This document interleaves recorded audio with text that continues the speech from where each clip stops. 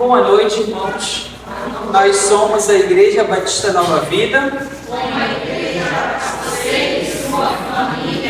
Nós temos buscado ser uma igreja que pratica a palavra e não somente ouve ou escuta a palavra de Deus. Irmãos, nós sabemos que as palavras têm poder. E embora a maneira como a gente interprete isso como bons batistas não seja a maneira como os neopentecostais interpretam, é fato que uma palavra pode ser um bálsamo, uma cura, um alívio na vida de uma pessoa. Uma palavra bendita pode trazer calmaria em meio à ansiedade.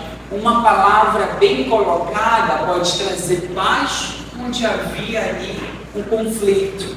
Uma palavra no tempo certo é capaz de trazer bonança e tranquilidade sobre as vidas. Mas também, irmãos, quem de nós nunca se arrependeu de ter falado algo? Quem de nós nunca falou e depois ficou eu e minha boca grande? Quem de nós nunca ouviu algo que também nos magoou? Que pensou, por que aquilo foi falado? Será que é verdade? Quantas vezes, irmãos, a gente recebeu uma pancada na forma de uma palavra? E quantas vezes nós demos essa pancada, essa palavra maldita? Hoje nós vamos falar sobre o poder que as palavras trazem. Mas sobre isso, hoje nós vamos falar sobre a boca que constrói e a boca que destrói. Fato é que esse poder está na ponta da nossa língua e pode ser usado para o bem ou para o mal. Pode trazer vida ou trazer morte. Hoje nós vamos ver que, infelizmente, muitas vezes nós temos sido pedra de tropeço na vida do irmão, mas que Deus pode nos usar como fonte de água viva na vida uns dos outros. Eu convido os irmãos a deixarem as suas Bíblias lá abertas no livro de Tiago, capítulo 3. Nós vamos lendo e conversando um pouco sobre esse texto.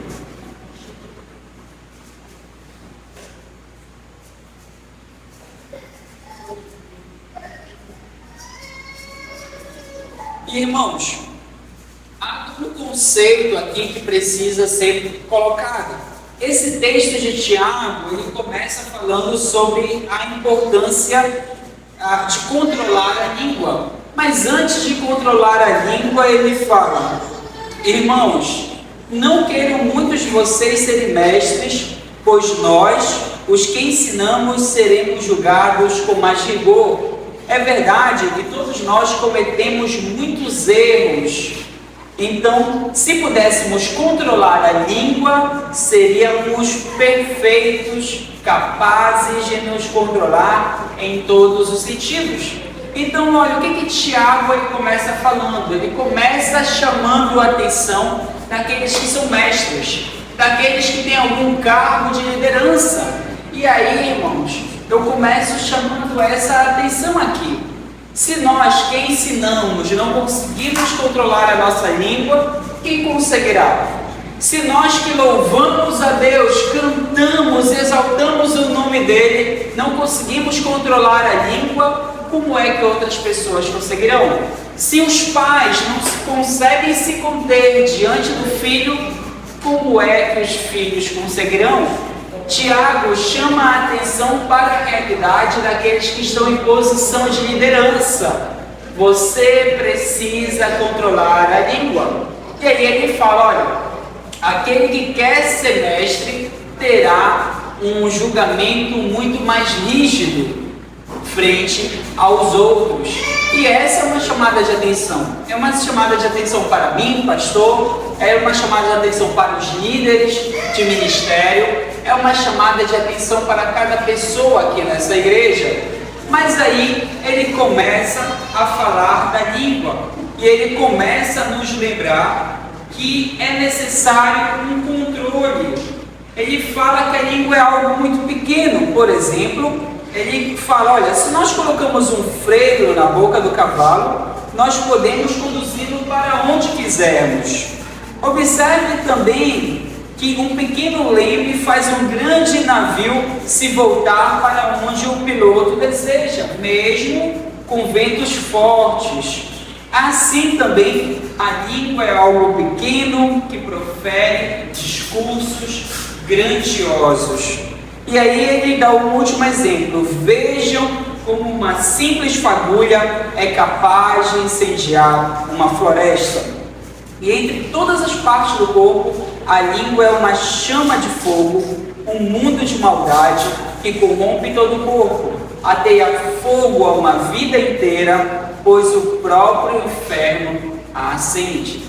Irmãos, Tiago aqui não mediu palavras. Seu pastor medirá palavras, não é do meu perfil não medi-las, mas Tiago aqui não mediu palavras.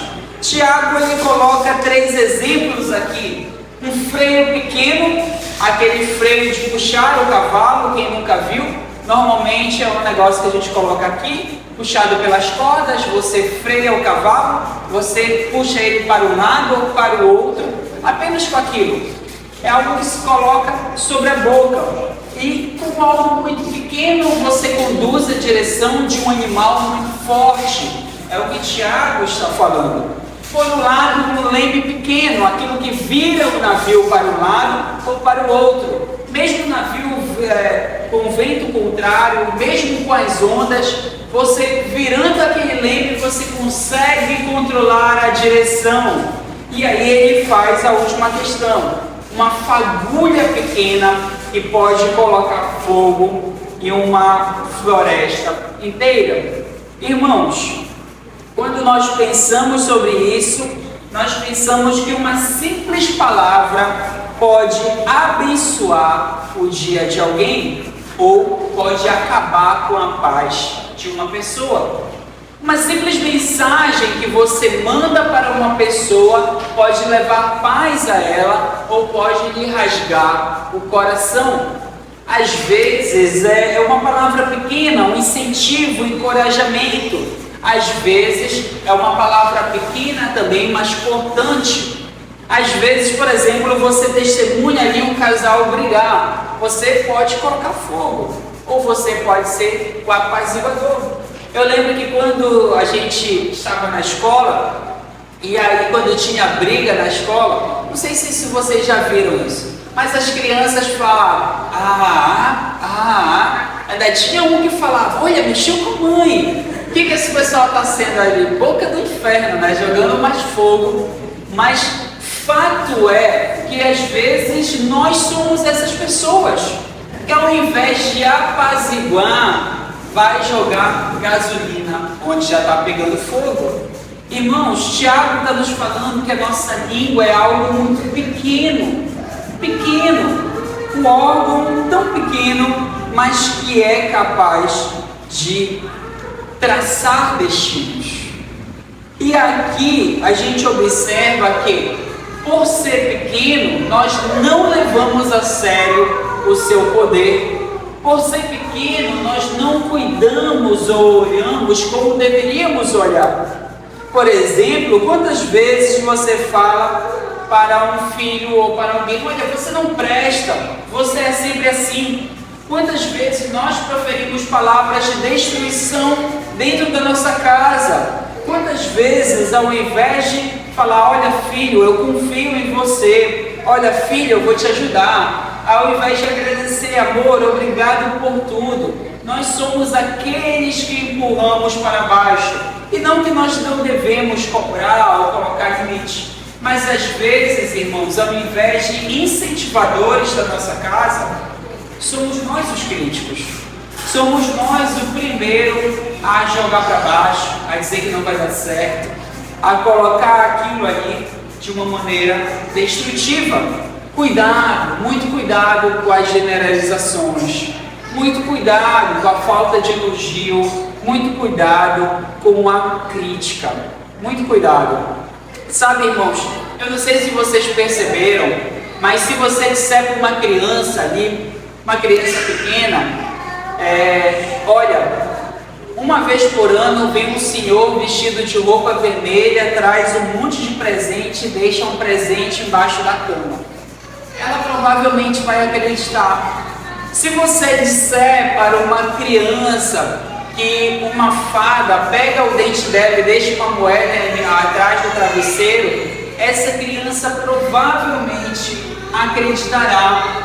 Se você disser para uma criança coisas assim, ela vai acreditar. Agora, se você disser para ela também que ela é muito chata, que ela é uma má criança, que ela só atrapalha a sua vida, se você disser tudo isso, ela vai acreditar.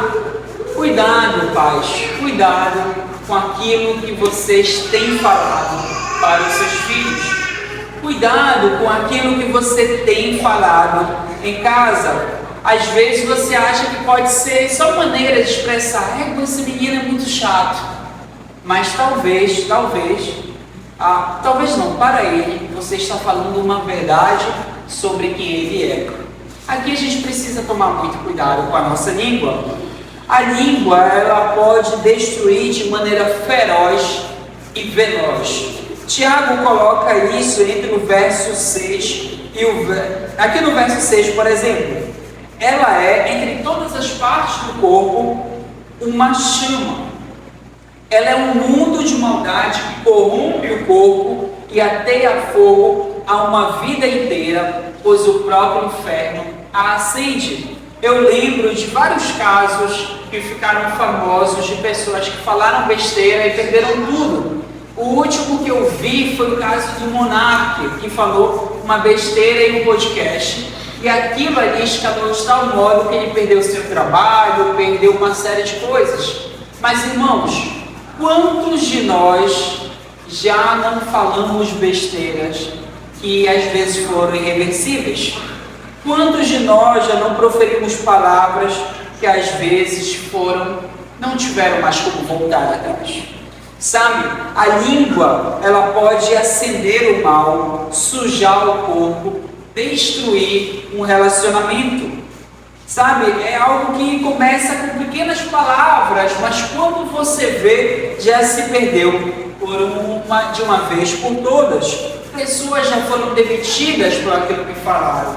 Pessoas já desanimaram seus filhos por aquilo que falaram. Pessoas já destruíram amizades por aquilo que falaram. Tiago nos demonstra que a língua tem um poder, às vezes, irrefreável. Você pode escolher, irmãos, colocar ou não a pequena fagulha na floresta. Mas depois que ela se espalha, você não tem mais controle sobre ela. Por exemplo,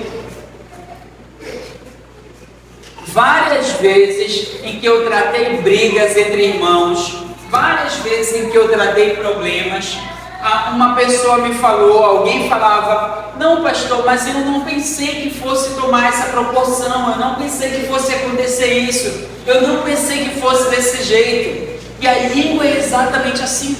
O fogo, você não pensa que ele vai destruir uma floresta, mas às vezes uma pequena chama é o suficiente.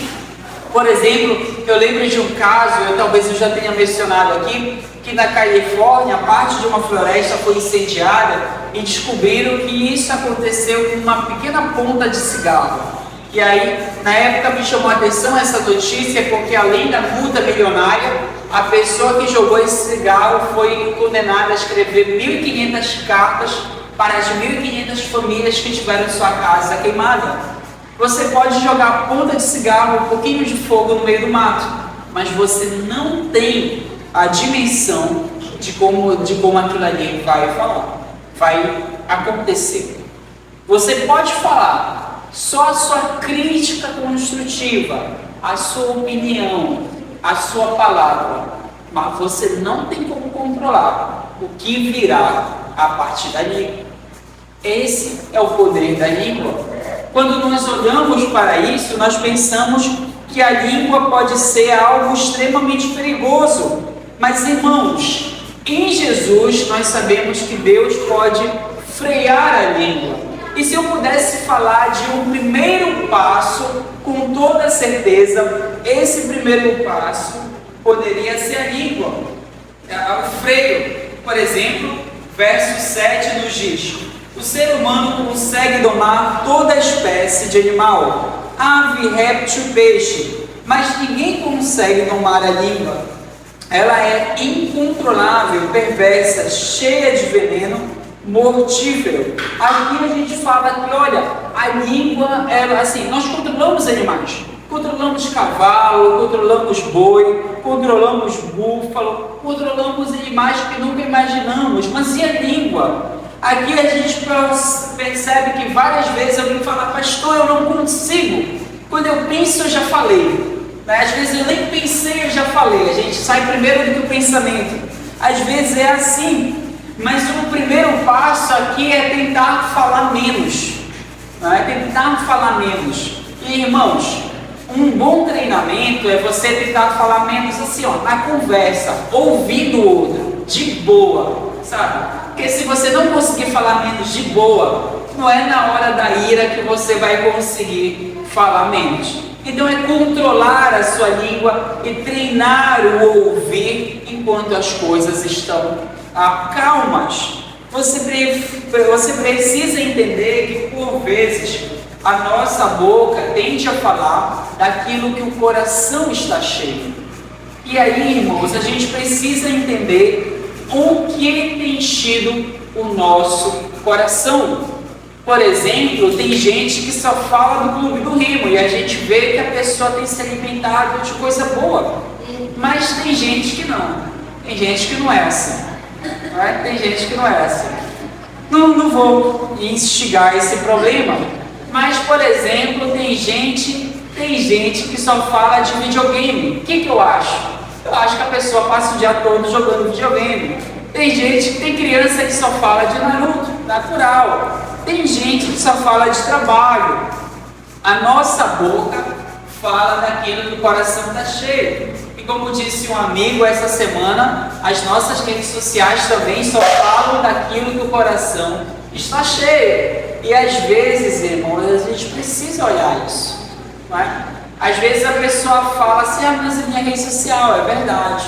Mas aquilo que você posta demonstra do que o seu coração está cheio. E aí, o problema, às vezes, irmãos, não é só a boca. Não é só a boca que a gente não controla. É um coração ferido e cheio de pecado que precisa de Jesus. Às vezes, não é que você não consegue controlar a sua língua. Às vezes, é a sua ira. A sua ira que ainda não foi vencida no coração. Às vezes, é um coração amargurado. Às vezes é a falta de perdão. Às vezes o que a língua quase sempre a língua está falando daquilo que está em nossa alma. Então é aqui, irmãos, que a gente precisa encontrar a cura. Cura que o Senhor, nosso Deus, pode dar. Não é simplesmente o que você fala, mas é de onde vêm as coisas que você fala. É o seu coração precisando de cura. E, irmãos, boca de crente não pode ser uma fonte dupla. Olha o que Tiago fala: às vezes a língua louva nosso Senhor e Pai. Imagina eu aqui, às vezes, cantando no ministério de louvor, e aí, às vezes, a minha língua xinga o meu irmão.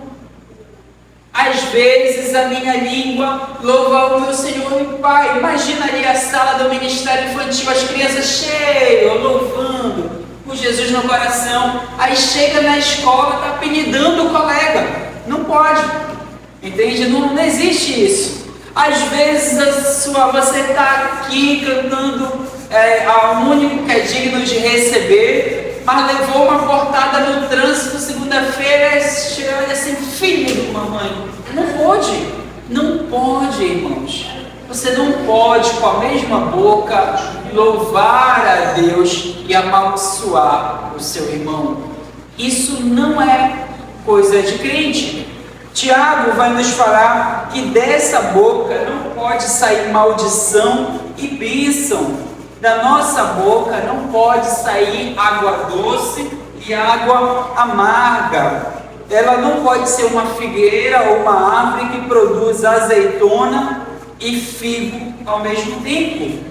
Quando nós olhamos para esse ponto, você não pode tirar da sua boca maldição e bênção. Ou a sua boca será uma fonte de maldição, ou ela será uma fonte de bênção.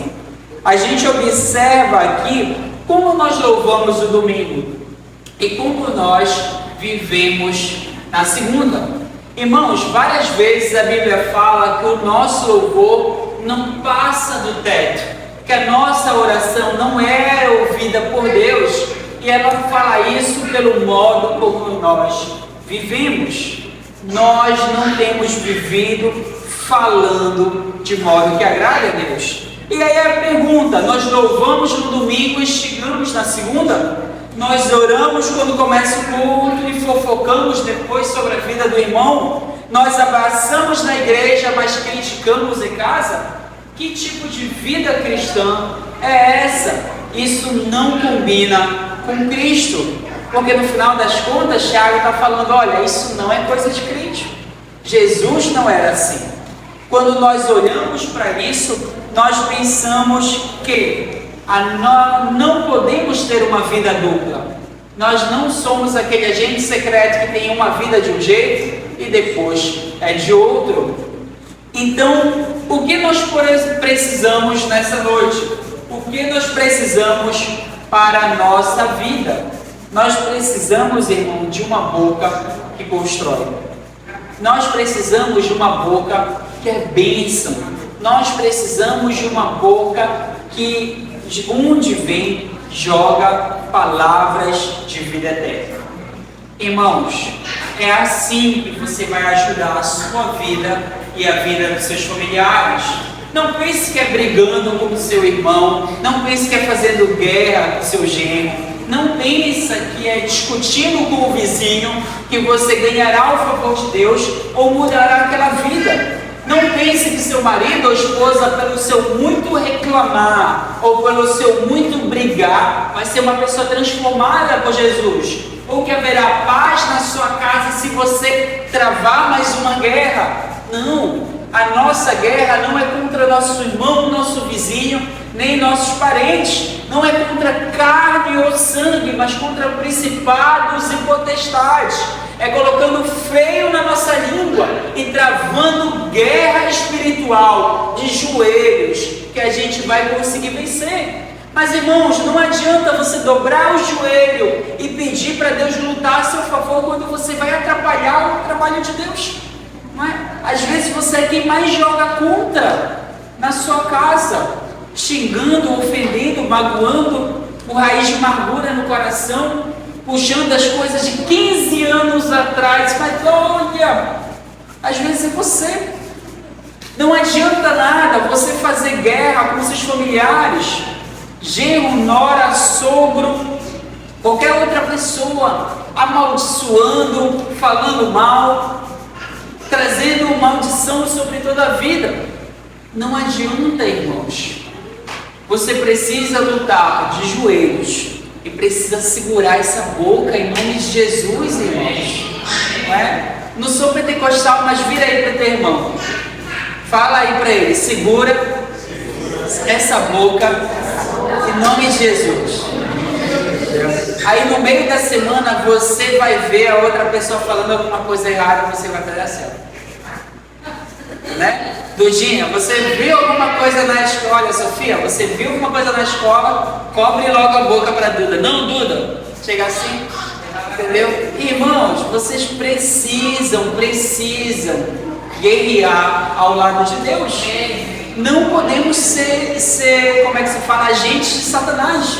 Sabe, o texto fala que é o inferno que acende sua língua.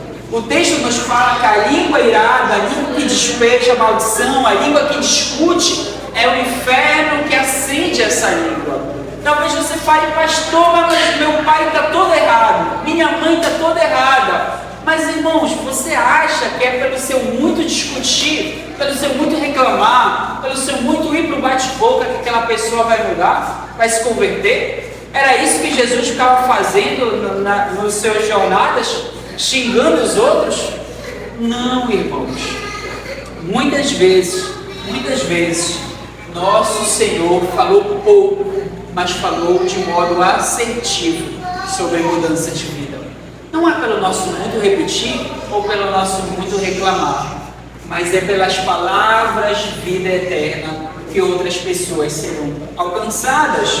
A boa notícia, irmãos, é que você pode ser a bênção na sua casa. Mas primeiro passo aqui é aprender a escutar. Fale menos nas conversas. Aprenda a ouvir. Deixe os outros falarem. E exercite ouvir. Nas conversas brandas, no dia a dia, ouça seu vizinho, ouça o que o professor tem para falar. Não, às vezes o professor da escola vai falar: olha, esse menino faz isso. Na primeira que o professor fala, você já traz todas as justificativas, né? É porque aconteceu isso. Não, escute, calma. Deixe os outros falarem. Aprenda a escutar. Em segundo lugar, refreie a língua. Se você não tem uma palavra bendita, pelo menos não jogue uma maldita inflamada no meio da discussão. É melhor deixar o outro falar sozinho do que partir para a briga, né, no meio da família. Isso vale muito para várias posições. A Marcélia sabe que várias vezes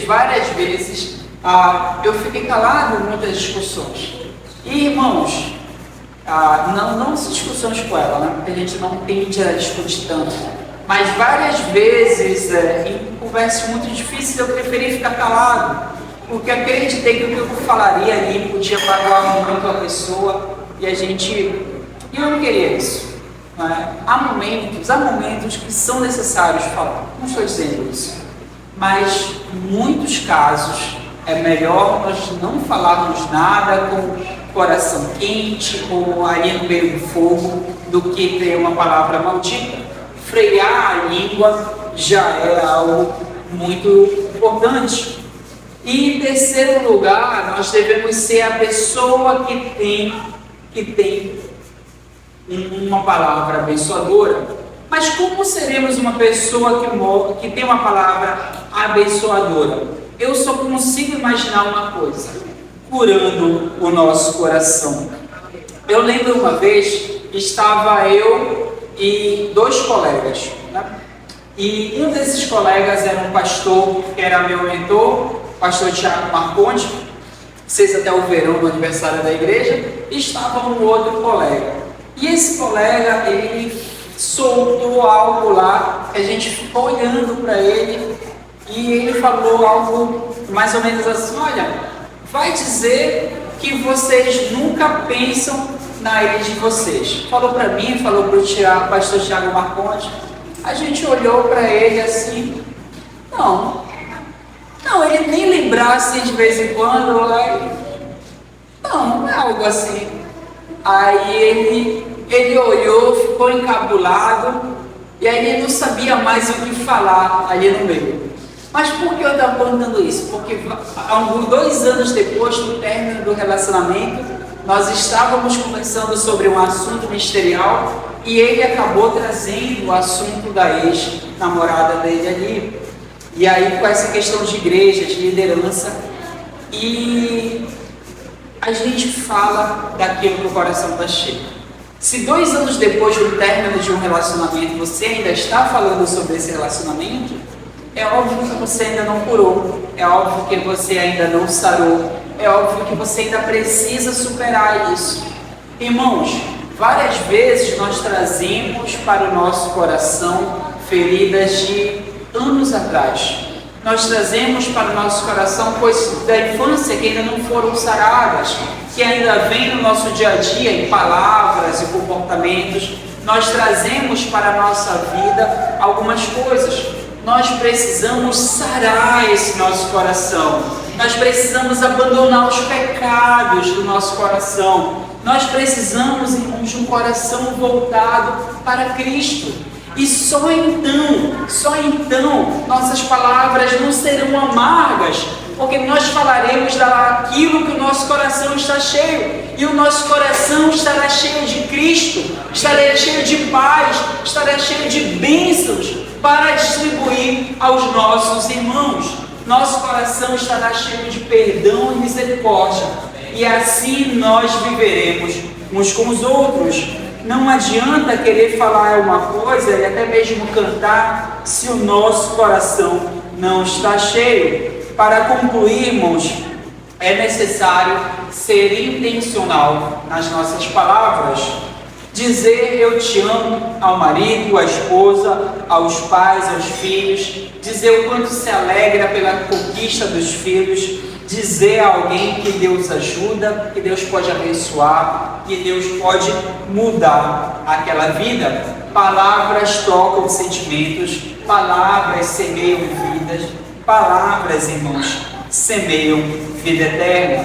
Nessa noite você pode ter chegado aqui com uma boca que está construindo ou destruindo, mas fato é que você pode sair daqui com uma boca que é fonte de água viva na vida das pessoas. Vamos orar a esse respeito? Peço que os irmãos baixem os seus olhos e nós possamos orar a respeito da nossa vida, da nossa língua, a respeito de como tratamos os nossos irmãos.